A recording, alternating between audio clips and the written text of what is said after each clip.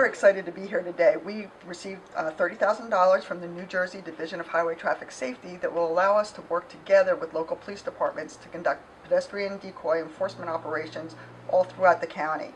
We're very pleased to be in Riverside today. I know you've already done some work, so maybe you can tell us a little bit about what you've done already. Okay. I'm Chief Paul Tercy of the Riverside Police Department, and today we're thrilled to work with the Sheriff's Department in enforcement of this grant. Today we'll be doing education for pedestrians. We'll have sheriff's officers who will pose as decoys, and they'll walk into the pedestrian walks, and we'll have the Riverside police officers doing enforcement for motor vehicles because we've previously done enforcement, and today we will be doing education for the pedestrians because we've received word from the motorists that they're very concerned that pedestrians don't understand the law and that they don't follow the law. Exactly. It's a two-way street for drivers and pedestrians. Everyone has an equal responsibility. You guys will be issuing the tickets. We are going to educate the pedestrians because we find that typically that's what the motorists say, that the pedestrians actually don't know what they're actually supposed to do. As soon as the vehicle approaches the mark, I'll proceed into the roadway, give my intention that I want to walk across by making eye contact with the driver, stepping out, showing the intention to cross the mark that the vehicle, where I first see them, showing my intention, that's their decision-making zone of whether they should stop or continue.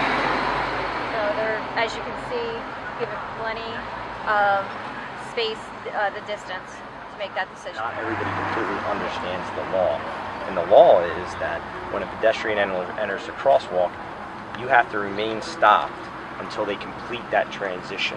If you're in a divided highway, which Riverside doesn't have any, but it is, then they would wait until they reach the island or the barrier, the median that's there, and then they could go, and then the pedestrian would, it's almost treated as two separate roadways at that time. A lot of times it's the pedestrian that's at fault, and that's why we're trying to educate the pedestrian.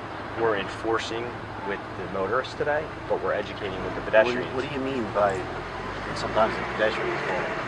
Sometimes it is the pedestrian's walk fault. right The out front. pedestrians, because the pedestrian law is it's stop for a pedestrian. People assume that if you're not in a crosswalk, you can just walk wherever you want, and the motorists have to stop. That's not the way the law is. You still have to be in a crosswalk. But even though a crosswalk's not necessarily painted, like say this wasn't painted right here, because it's an intersection, that's still considered a crosswalk.